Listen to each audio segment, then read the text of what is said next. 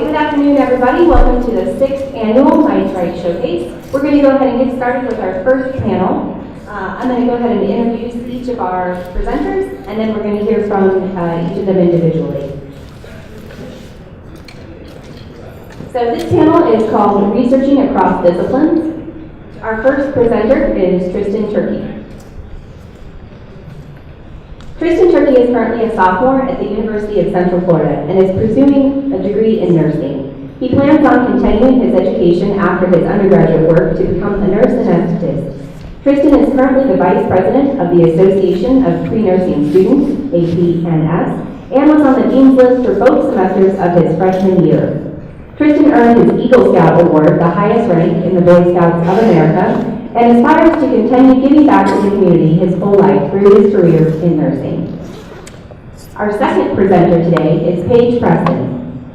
Paige Preston is an Orlando native currently studying in her junior year at UCF. She attained her AA degree at Valencia College before transferring to UCF in the spring of 2015. Paige is a writing and rhetoric major with a minor in digital media and works as a consultant at the University Writing Center.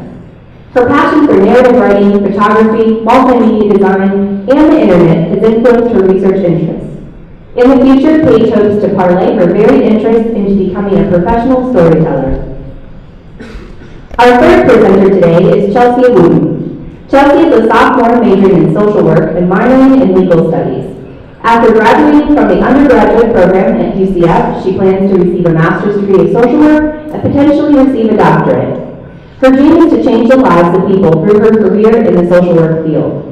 She is primarily interested in reforming the healthcare system for older adults and people with mental illness, and she intends to use her background in social work and legal studies to help these populations receive better care. Not only does she have a passion for social work, but she is also a member of the Theta Alpha Christian sorority and is heavily involved in her church. She enjoys singing, reading, exercising, and spending time with her friends and family. Finally, last but not least, our last presenter is Leslie Sims. Leslie Sims is a sophomore majoring in mechanical engineering at the University of Central Florida. She is a researcher in UCF's Mechanics of Materials Research Group, where she assists in the improvement of transtibial prosthetic devices, as well as UCF's Bioacoustics Research Laboratory, where she studies the sounds emitted by the body and assists in the diagnosis of biological abnormalities non-invasively. She is a graduate of UCF's Learn program and an active member of the Biomedical Engineering Society. All right, and first we're going to hear from Tristan. His paper was produced in the spring of 2015. He's actually my student, and the title of the paper that he's going to present today is The Evolution of Nurse Anesthesia. All research begins with passion. I became interested in the field of nursing several years ago when I knew I wanted to be in the medical field, but was determined to not spend more than a decade in school. So I decided I wanted to be a nurse. I've always had a passion for helping people. I was a Boy Scout for 13 years, and I received my Eagle Scout Award, which I earned by helping people through service. This desire to help, in combination with my deep fascination with the medical field, has created a sense and recognition that nursing is the most rewarding career choice for me. After I become a registered nurse, I plan to later specialize in nurse anesthesia. Together with my passion for helping others and for research, I aim to decipher the evolution of nursing, specifically nurse anesthesia. I wanted to discover which specific genres nurse anesthetists refer to when an attempt is made to further the expanse of the field. And overall, I wanted to know how these genres help to shape the future of nurse anesthesia. When undergoing a surgical procedure, you may think that the only thing affecting your health is the surgeon who is completing your surgery. Although this is the most logical answer, you are wrong. There are a plethora of different factors that must work hand in hand to ensure that you really do wake up from surgery. One of the most significant factors is the person who is prescribing and monitoring your body's anesthesia intake. A certified registered nurse anesthetist, which I will refer to as a CRNA from now on, is not only responsible for making sure you are asleep during your surgery, but they are also in charge of keeping you stable for the entire procedure. They become your guardian angel when you have no one else to look out and care for you. The field of nurse anesthesia has been in existence since around the time of the Civil War, when nurses on the front lines of battle cared for the wounded with the help of trained soldiers. Today, some 150 years later, approximately 44,000 CRNAs and student CRNAs across the United States of America will administer over 32 million anesthetics to patients everywhere. When anesthesia was used for the first time, nurses used overly simple and sometimes dangerous methods of anesthetizing their patients. However, these crude rudimentary forms were better than no anesthesia at all. Fast forward to modern day medicine, and the picture changes dramatically to a highly complex and greatly respected field. Nurse anesthetists are responsible for constantly monitoring complex and rapidly changing information in their decision-making processes during a surgical procedure. CRNAs must be attentive to the variable, changing patient information, surgical conditions, and intraoperative communication to make sure that they take immediate action to make sure that their patients come out of surgery safely. The field of nurse anesthesia is rapidly changing, with a never-ending debate over many of these critical topics that make up pivotal details within the community. There are many challenges faced by CRNAs that require a large amount of detail and care. One of these challenges is simply not having enough nurses in the field. Nurse anesthesia programs need approximately 1,500 to 1,800 nurses graduating annually in order to meet the countrywide demands for CRNAs. And the main impediment to increasing these numbers of CRNAs was cited as a shortage of faculty. The shortage of faculty includes any positions essential to the education and preparation of CRNAs. These teachers, mentors, administrators, and even other CRNAs are crucial to the continued training of new ones. This shortage of faculty is directly correlated to the difficulty associated with preparing an adequate number of CRNAs. The correlation of these ideas all lead to the same conflict. There are not enough nurses. This is one of the contributing factors that will shape the future of nurse anesthesia. In my quest to find more data about the specifics of nurse anesthesia, I interviewed a local CRNA. Dr. Stanton was chosen for the interview because she has not only the extensive background of being a CRNA, but also a background in teaching students who wish to be CRNAs. Teachers tend to see things in a more clear fashion than other professionals, and receiving information through the mind of a teacher would provide an interesting perspective beyond that of just a CRNA affiliation. I collected three different genres while conducting my interview, which helped to guide my research. This collection included a group of blank patient charts, a detailed informational brochure regarding the effects of anesthesia on a patient, and a digital copy of the Journal of the American Association of Nurse Anesthetists. All three of these genres were pivotal in shaping the way that I continue to evaluate my sources and guide my research. The patient charts that I analyzed showed me what the nurse anesthetist sees when they are with a patient. These pre- and post-operative documents contain vital information of each patient's case, exemplifying the work a nurse anesthetist might encounter during a typical day. The brochure demonstrates the main ideas that the nurse anesthetists convey to their patients when they come in for surgery. This also helps to show what the future of nurse anesthesia will look like in analyzing the issues present with current day anesthesia. The brochure provides the patient with a wealth of information regarding the prescription of anesthesia. Many patients do not understand all of the aspects of anesthesia, so this brochure provides preoperative patients with what they can expect before, during, and after their surgery. The final genre I collected was the Journal of the American Association of Nurse Anesthetists. This was the most significant of the genres because it specifically relates to the advancement of the field. The articles presented in this journal contain the knowledge of the most important and influential people in their field. Their shared ideas and concepts will help to not only change the future, but also inspire future CRNAs and other healthcare workers. One of the main factors shaping the future of nurse anesthesia over the next few years relates to the advantages of using nurse anesthetists over anesthesiologists. In the modern day hospital, it is considerably more economical to use CRNAs. In one study, it was demonstrated that for the cost of preparing one physician anesthetist, 10 nurse anesthetists can be educationally prepared and cumulatively provide 35 to 45 years of nursing. And this significant factor may influence many hospitals around the country to convert from expensive anesthesiologists to more cost-effective nurse anesthetists. As I said before, an increasingly significant publication to the field of nurse anesthesia is the Journal of the American Association of Nurse Anesthetists. This journal is incredibly important because it focuses on the evolution of the field as a whole.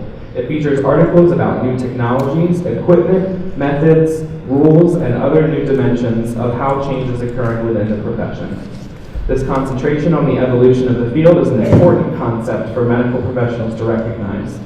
This periodical is generated bi-monthly, so errors can be corrected and innovative or expanding concepts can be continually produced to advance forward thinking. Sharing concepts and ideas challenges other members of the nurse anesthesia community to consider new viewpoints, adopt new strategies and practices, and so the entire field is elevated.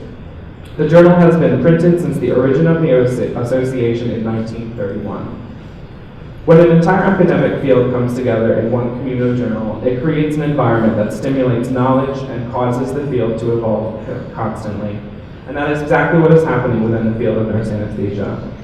All of these different ways of moving the field forward link together to work toward the creation of a strong and capable workforce of nurse anesthetists who can change not only their field, but also the healthcare industry in its entirety. Increased respect for the field will lead to a greater number of people who begin their educational pathways with nurse anesthesia in their chosen profession. Nursing has been an expanding field for many years and continues to be one of the most primary and influential fields in the community of healthcare. When looking at the field on a global scale, nurses truly become the primary caregivers of healthcare. I'm honored and quite excited to have the opportunity to join a career path as rewarding and thrilling as the one that I am currently en route towards. The journey that I have ahead of me will be both arduous and time-consuming. However, the end product will provide me with a valuable career and the ability to deliver quality health care and valued assistance for the specific needs of an infinite number of patients. This field of nursing can and will continue to be researched for a long time.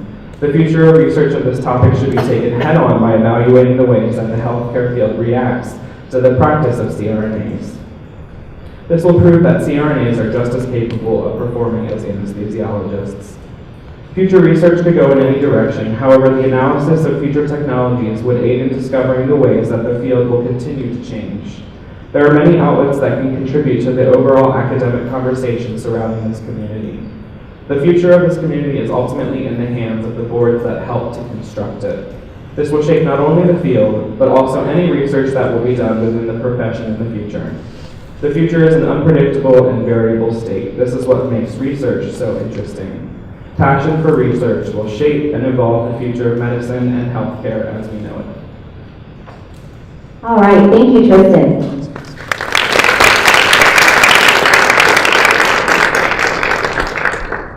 Our next presenter is Paige Preston. Her paper, Looking Through the Semiotic Lens, Rhetorical Sponsors of Civic Engagement in Cyber Publics, was created in 1102 in the spring of 2015 with Professor Scott Lanier. On January 19, 2015, an image of 13-year-old Vidal Chastanet was posted to the Instagram account for Humans of New York, a popular online photography project. Vidal is pictured with a slight grin on his face, standing on a sidewalk in his Brooklyn neighborhood of Brownsville. The photo's caption features Vidal's own words. When you live here, you don't have too many fears. You've seen pretty much everything that life can throw at you. When I was 9, I saw a guy get pushed off the roof of that building right there. Humans of New York, which I will refer to as Honey, launched in 2010 on the blog site Tumblr. It began as photographer Brandon Stan's ambitious creative vision of a gallery featuring the portraits and stories of 10,000 different New Yorkers. Stan published the photos online with a quote or personal anecdote from each subject, and in the process managed to capture the soul of the city, one defined by its cultural and economic diversity as much as by its pizza, using visual and textual elements of rhetoric. At the time of my research, Honey boasted a following of about 8 million people, 2.7 million of which were on Instagram. Today, Honey reaches over 15 million followers across its various social media platforms, 4.7 million of which are on Instagram alone. Vidal was featured in the next post on Honey's Instagram account, this time with a quote crediting his principal, Miss Lopez, as being the most influential figure in his life. It reads, "When we get in trouble, she doesn't suspend us. She calls us to her office and explains to us how society is built down around us. And she tells us that each time somebody fails out of school, a new jail cell gets built. And one time, she made every student stand up, one at a time, and she told each of us that we matter." The power of these words compelled Stanton to tell the story of Vidal's school, Mont Hall Bridges Academy. Stanton made a series of posts highlighting the triumphs and struggles faced by Principal Lopez and her staff in their efforts to provide a quality education to their deserving students. In one post, Principal Lopez expresses, "It can be very difficult for them to dream beyond what they know." Through social media, Stanton communicated to Homey followers the school's need for funds to take students on a trip to Harvard University. The purpose of the trip was to introduce students to opportunities they'd never before considered, and in doing so, send a strong message. If Harvard is a tangible reality, then so are your dreams. On January 22, 2015, Stanton created an Indiegogo crowdfunding campaign with an initial goal of raising $100,000. Contributions quickly surpassed this threshold, and as of the campaign's February 10, 2015 deadline, a total sum of over $1.4 million was raised in online donations. The funds were awarded directly to Principal Lopez to distribute as she best saw fit for her school. Montville Bridges Academy could now afford to make class trips to Harvard an annual occurrence. The Academy had enough funds left to establish summer school programs and to create a student scholarship fund named in the doll's honor. The student whose voice was responsible for inciting such powerful change in his community made it all the way to the Oval Office from Brownsville at the behest of President Barack Obama himself. The doll's story on Homey serves as a valuable case study for understanding how the meaning we make and interpret within online spaces creates civic engagement. The study of how meaning is made is called semiotics. A new term, slacktivism, is often used to describe the type of civic engagement that happens in these online spaces, called cyberpublics. Slacktivism is characterized as nothing more than an exercise in shallow, self-righteous indulgence, as opposed to genuine commitment to a cause. It is important to challenge the notion that social impact is always quantifiable. Civic engagement occurs when people recognize their personal membership to a larger social fabric and demonstrate what Thomas Ulrich of the American Council on Education refers to as a willingness to see the moral and civic dimensions of issues, to make and justify informed moral and civic judgments, and to take action when appropriate. If multimodal rhetorics like text, images, and design can be used to create meaning in online spaces, then what potential do these sites have as sponsors of civic engagement? From this idea, a few questions emerge. How does the internet serve as a sponsor for civic engagement? How does the multimodal narrative format of Instagram influence civic behavior? Which theoretical frameworks could I use to identify effective applications of rhetorical citizenship in cyberpublics? And how does social activism online initiate action in offline spaces? The original scope of my inquiry evolved organically as I encountered other examples of multimodal rhetoric online during the research process. My Rhetoric and Civic Engagement class introduced me to Katie Manthy's Tumblr site, Dress Profesh, a visual catalog of professional dress the creator used to hold herself accountable while pursuing a PhD fellowship from home. Maintaining a visual and textual log of her daily outfits empowered Manthy through objective observation. The quality and frequency of her scholarly output increased when she held herself to the same appearance standards as those expected of employees in formal workplaces. The project evolved into a shared space for people of all career fields to submit photos and descriptions of their daily outfits, with intent to challenge ingrained social constructs of professional appearance. Manthy uses visual rhetorics to convey what she describes as the inherently racist, sexist, ableist, sizist nature of society's expectations for a professional's appearance. Dress Profesh forces individuals to confront important questions. Who is allowed to define the meaning of professionalism? Who is served by adherence to socially sanctioned interpretations of professional dress? How are certain groups unfairly disadvantaged by this system? And how can our conceptions of professionalism be challenged by expressions of bodily autonomy and personal agency? The final site I looked at was Blue Velvet, Redressing New Orleans in Katrina's Wake. I stumbled upon this project during the research process in a piece published by Creative Nonfiction magazine. This case study differs from the others in that it is not hosted on a social media platform. Blue Velvet's website design uses visual and oral rhetorics, including audio, text, photography, video, and maps to encapsulate its audience in a sensory experience of New Orleans life before and after Hurricane Katrina. The result is a medium that has the same quality and abundance of information as a research paper might. The difference is found in its presentation and delivery.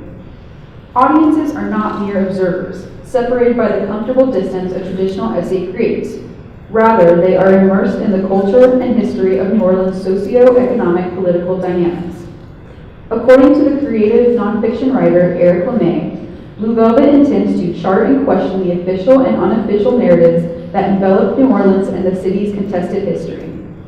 Users decide the theme of their visit based on feedback from their personal engagement with the page's multimedia.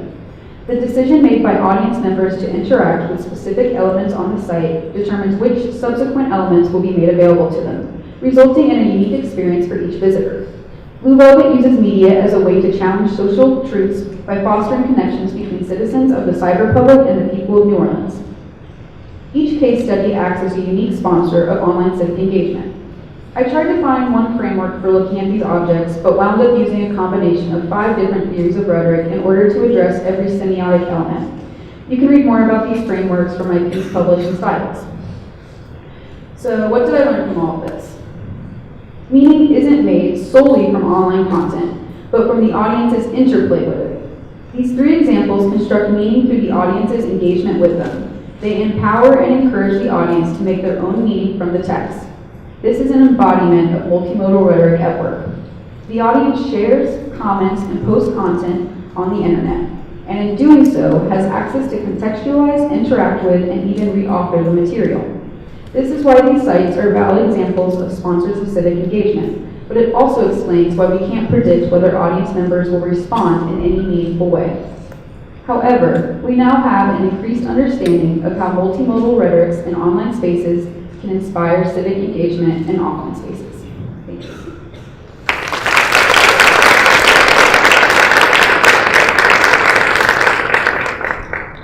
All right, thank you, Paige. Our next presenter is Chelsea Wooten. Her paper is Social Work Research Really at its Finest, an analysis of the improvement of social work research literature for the betterment of the discipline, was produced in Marcy Galbraith's 1102 Spring 2015 course. Good afternoon, everyone. I take that many of you are working to become or already are in a profession that you are very passionate about. Think for a second about that dream job that you are studying or practicing. Think about why you entered this profession. Now ponder all the research that was no doubt behind the making of that profession, research that helped shape the great work that you do. For me, my dream profession is within the field of social work, which seeks to improve the lives and conditions of society. In this research project I did, I wanted to learn about my dream profession, and I was interested in the research that helps improve this essential profession. My goal for my research was to understand the medium of knowledge that social workers use to exchange ideas, or in other words, social work research literature. Before I formed any of my own conclusions about the state of social work research, I wanted to learn about the professional conversation surrounding it. In order to understand the conversation that was circulating, I sought ideas from 11 academic journals specifically about social work research. What was said were at points quite critical, but at other points were very hopeful of the future of social work's knowledge dissemination. It was found that social work has less research and less notoriety than its cognate discipline, psychology. Unfortunately, social workers face many obstacles in implementing more research into the practice, including budget cuts for social work agencies, eligibility criteria for clients, and increased policies and procedures social workers should follow. They also want to avoid having certain research methods routinizing their interactions with clients because they deal with diverse populations. Nevertheless, social workers all agree that research is essential for the field. It is needed so that social workers can help change societal issues by giving them more credibility behind their stances. Consequently, this would increase social work's reputation as an excellent field. I learned about different projects that have been done when social work researchers and even practitioners learn how to do research through workshops. They were called the Writing Series Project and the Writers Guild. These workshops served as a model for the arguments that I proposed. I learned about the importance that collaboration amongst colleagues can hold when doing research, that working with a team can strengthen their work. There can be a divide between social work researchers and practitioners because many social workers feel that divide. Other researchers stated that a more evidence-based approach should be used when doing social work research. so that there could be more credibility in the methods that social workers use. After looking at the different points of view I just listed from social work professionals, I saw a niche in the conversation. I saw a way that I could input my own observations in the conversation, and thus my research question was created. My question was this: how can social work research be improved so that the entire field will grow positively? By reading into the conversation I had plugged into, I had to ask this question, and to which I had a proposed answer to. Number one, there needs to be a more scientific approach to how social work research is done. And number two, there should be a more involved collaboration between the social work researcher and the social work practitioner. Alongside that, my arguments I made in my research also had to be backed up by more concrete research that I had to perform myself. So along with the secondary research I did on 11 academic journals, my primary research was done by surveying social work research professionals at a university here in the U.S. and also by interviewing a retired social worker. The survey was composed of 10 questions, which gave me a general idea about their profession as well as their view of social work research. Getting responses was the hardest part for me, but I was able to do it by emailing the survey to these professionals.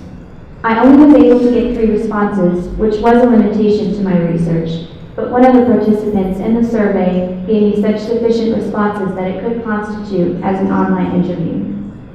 The interview of the retired social worker was also a strong network of information for me because I was able to get a different perspective from someone who was only a practitioner, meaning they didn't do any research and they had worked in the field for a very long time. The information I learned in my primary research was very supplementary to the information I found in the academic journals. It reaffirmed some of the conclusions I found in the journals, but it also provided new insight that helped shape my argument. So after all the digging and researching, I had come up with my final solid argument for how to improve social work research that would affect the entire field in a positive way. Social workers have had to encounter a lot of obstacles put in their way of helping society. They deal with issues of funding. It is a challenge, especially here in Florida, might I add, for social work agencies to gain the recognition they need from the government to receive funding, which I learned in my interview. This can cause social workers to have larger caseloads, and thus they end up not having enough time to research because they are so focused on fulfilling the needs of their clients at that present moment. My survey helped me learn this. I argue that if more advancements are made in social work research itself, if more emphasis is placed on the importance of research in the discipline, the government might see how detrimental social work is to society. Advancing research is not always an easy thing to solve, though. I propose that first, social work research must mimic a more scientific style of research. As Ian Shaw best puts, who is a social work researcher, social work research needs better ethnography, better attention to the ways of tackling outcomes research, a disavowal of narrative research that is simply given a narrative tag without accompanying substance.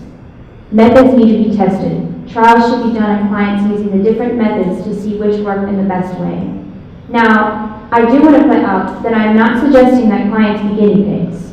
Researchers must be culturally sensitive to the work that they're doing and make sure that the participants are fully compliant in the studies that will be done, and regulations should be adhered to. I believe that this way of doing research would not function properly unless a greater collaboration between social work researchers and practitioners is made. Practitioners should have a large involvement in the research process. The practitioners can use the methods that the researchers propose. They can report back to the researchers on what methods work best, and together, the researcher and practitioner can make conclusions from there. The practitioners would supply information from the case management files on clients, and the researchers collect and analyze this data to disseminate the new knowledge in research publications. Once the knowledge is disseminated effectively, more efficient treatment plans could be developed, and public funding entities may then recognize the value in the work of social work practitioners and researchers. After doing this research, I have learned so much. But I also have many more questions in regards to whether or not this research method I have proposed would be efficient for all the different fields of social work. This is research that can impact all of us as a society, because there is a high chance that either you or someone close to you will need social services. Services that need to reach their best potential.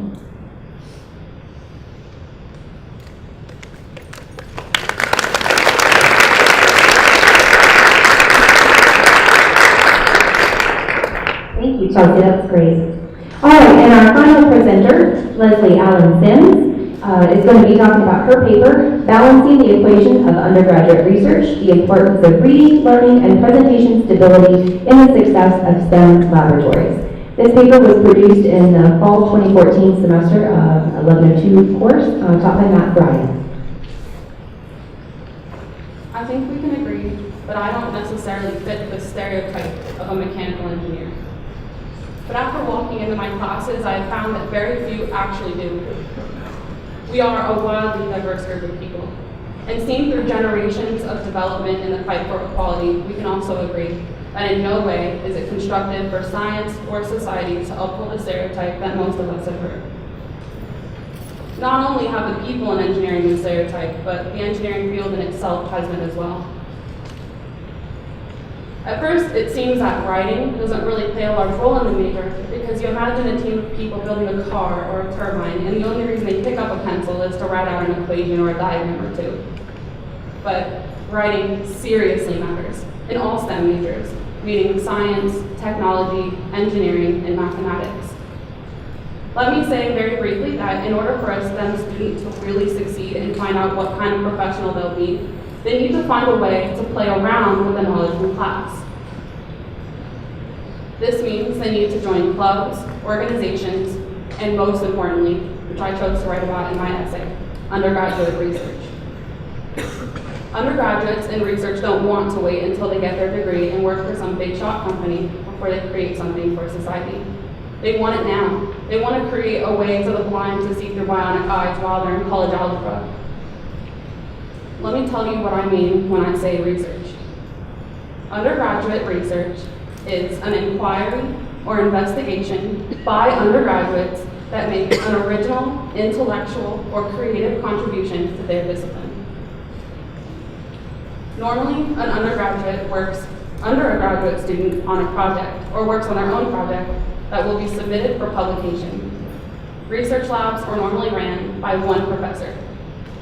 Undergraduate students in a research lab are able to take knowledge and apply it in a way never done before. Some examples of research an undergraduate can get involved in here at UCF are, as you know, evaluating the sounds emitted by the body and diagnosing problems just by listening, perfecting video surveillance and homeland security tools, developing cancer therapy drugs, and creating 3D printed prosthetic arms. You definitely do not learn how to do that in Chem 1. Research helps students to discover what they truly like instead of what they may have been taught to like in class.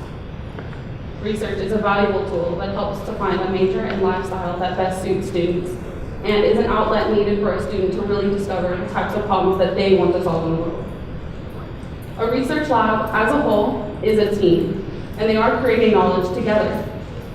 The ultimate goal of a research group where faculty, graduate students, and undergraduate students work together is to discover knowledge not previously known, and then proceed to publish a paper proving what that is.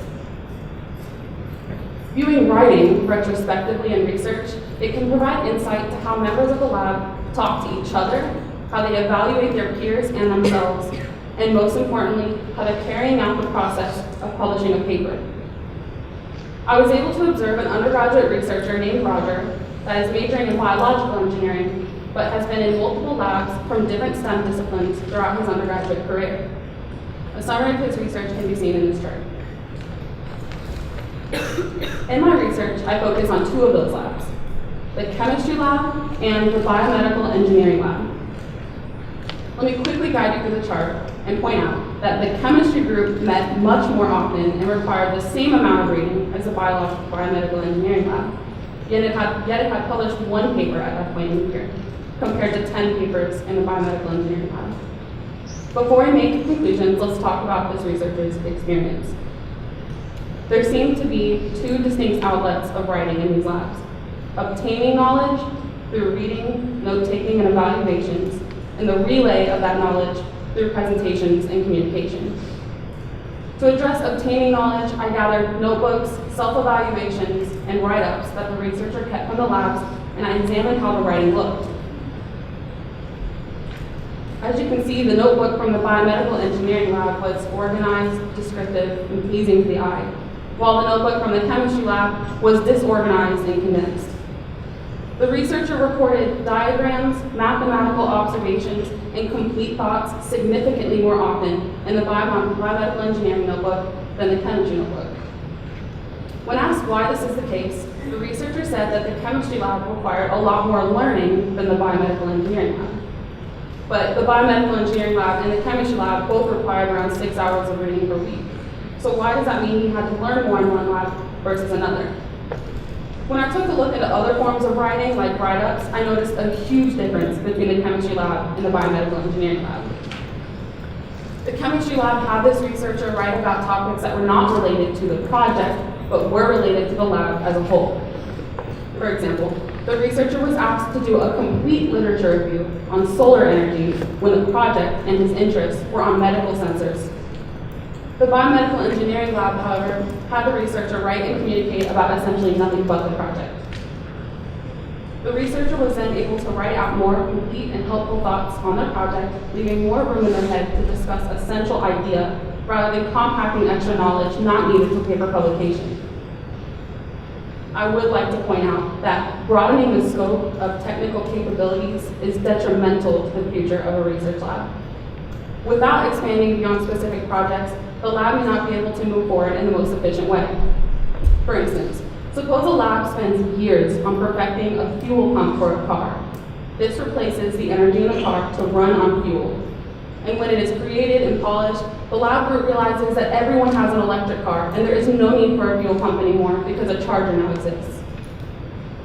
Perhaps my research shows that as a young scientist is learning how to take on such a forward-thinking attitude, it is important for them to stay focused on a narrow yet important path as they develop into a professional. To address relaying knowledge, I analyzed how the chemistry and biological engineering lab carried out meetings and presentations. In the chemistry lab, the researcher presented in multiple group meetings per week and received feedback from the professor only then. Presentations were carried out 1 to 2 times a month. Some of these presentations were based on a literature review not related to the researcher's project. So it gave the researcher that these presentations were being used to assess their ability to cram knowledge. In the biomedical engineering lab, however, he met with his professor on weekly one-on-one meetings and presented to the entire lab only once at the end of every semester to highlight accomplishments. Every one-on-one meeting was based on his project and any questions that he had, and it made the researcher feel like presentations and meetings did not serve as assignments. They served as helpful activities that enhanced the pace and quality of his research project. My research highlights the importance of undergraduates writing on materials directly related to their individual project. This direct work should increase the likelihood of publication in STEM labs. It is evident that writing on materials that is relevant is related to how many papers are published each year. And we see here that there is a higher productivity level within STEM research groups that focus on quality and not quantity. I believe my research shows that academic settings upheld by different genres, such as a PowerPoint, a note-taking guide, or a write-up, all function with a different weight on the community. If we continue to analyze how writing functions in research, we will be able to pinpoint how much reading and presenting should exist in a lab, and what content this writing entails. This will make research labs more adaptable for undergraduates, and something that they are excited to take on. If more undergraduates are involved in research, they will be able to develop versatile minds that think outside of problems on a homework assignment. Research will become a better funded and more resourceful method for taking on the world's most complex unsolved problems. Thank you.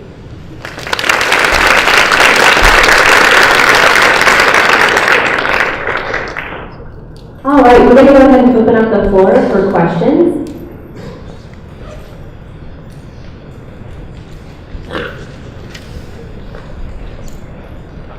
I have a question. A question for all the panelists. I enjoyed all your talks. These looks at different disciplines and paid your look at cyberpublics. while doing your research, just maybe quickly, if you could talk a little, each of you could talk a little bit, like what surprised you or intrigued you did you find out while you were doing this inquiry?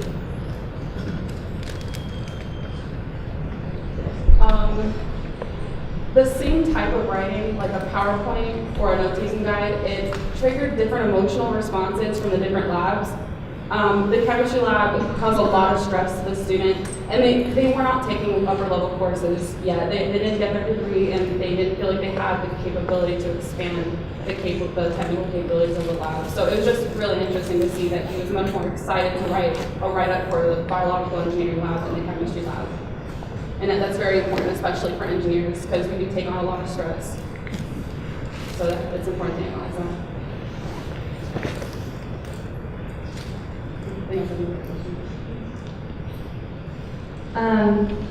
For me, the surprising inquiry was I didn't expect to find what I was going to find. I didn't expect that, number one, social work has less research than psychology.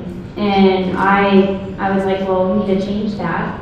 And I was just surprised by the amount of researchers who said that we need to be publishing more research. And I was thinking that there was already a lot of research put out there. So for me, my solution to the problem was to get researchers and practitioners to collaborate together to make better research for the entire field, meaning that, while these researchers, they might not be directly in the field, so they're not really seeing like how the clients are feeling or what methods are really working for the clients, whereas the practitioners, they are seeing what the clients are feeling and what's actually working. So I thought that if the practitioners and the researchers work together to produce quality research, then there will be better methods for the clients, which will increase government funding and government recognition to the field because they see that quality research is being put out, and then the entire field will improve because of it. When I started doing my research, I kind of assumed it would just be focused around social media as a genre, but then as I got deeper into the process, I started just organically encountering other forms of sites that elicited social and civic engagement. And the most surprising one I came across was the last one I mentioned, Blue Velvet, because it wasn't something I'd ever really encountered before, in the sense that it addressed a social issue as well as a historical issue, but it used storytelling as a vehicle to talk about it, and the way it merged multimedia and elicited interaction on the part of the viewer. So I thought that was pretty cool. The thing that surprised me the most about doing my research was, because when I began this process, I was like, this is a very limited group. There's not a lot of people that go into the field of nurse anesthesia. And then as soon as I went to do my research, I began with an online database at the UCF library, and there was so much research done. I would enter in a phrase and it would come up with hundreds of documents, very relevant, recent documents, and I would change one word in my search engine and it would just, a whole new set would come up. So for a career choice that's so, I don't want to say limited, but there's not a lot of people that go into it. There was so much research done about it that was pointing in the direction that it's a very relevant and new field that's going to be very significant in the future, which is very important because there's a lot of careers out there right now that have it's very competitive to get a job, and it's very difficult, and this is one where you can literally walk in and get your degree and you're guaranteed a job. So it's very relevant to the future. So that was very surprising to me. I actually have a question. I have a question for our panelists as well. So what did you learn either in the process of research or from your research that you think might inform your study here at UCF? So your other classes or your major? For me, I realized how important research is. Before I did this project, I didn't really have any kind of interest in doing research at all. I just didn't think it was for me. But after doing this, I realized that research is about making innovative ideas and coming up with ideas that your own and changing things. And so as I go forward into my career, that's something that I'm going to consider doing, is doing research, and that's definitely going to be an important part of what I do in my career. Touching base on what she just said, I think that when I started this, I had this is the first English class I've ever taken at UCF, and I would never consider myself someone who is good at writing research papers, and that's just that. People hear the word research and it kind of turns them off. It makes them think that it's something that they can't do because it's of a higher intellectual or academia field. Like I said in my paper, research is just passion. You have to have passion for something, and as soon as you go and chase that and follow it, the research just flows, and it's really easy. So I think that's the most important thing to think about when coming forward with a research paper. You just have to just follow wherever your heart is leading you to make sure that you can produce something that's really relevant to your life. A big takeaway I took away from doing my research was I got a lot better insight into how you can make your creative content more engaging, and how you can sort of force people to look at it. Because especially in creative fields, so much of that is based on the internet now in terms of reaching an audience and your peers. So as someone who's kind of social media averse, it was interesting to me to see the bigger purpose it could serve. When I started writing this, I was in research, a STEM lab, and after doing it, I just fell deeper in love with it. It is so important to be doing research alongside your academics. I began working really hard in my research lab, and I realized just how important it was to have it in my life, as well as academics. So, in fact, if you are a STEM major and someone comes back to the undergraduate research test, you should definitely go talk to them about joining the lab, because it's a lot of fun. All right, on that note, let's go ahead and give our panelists a big round of applause.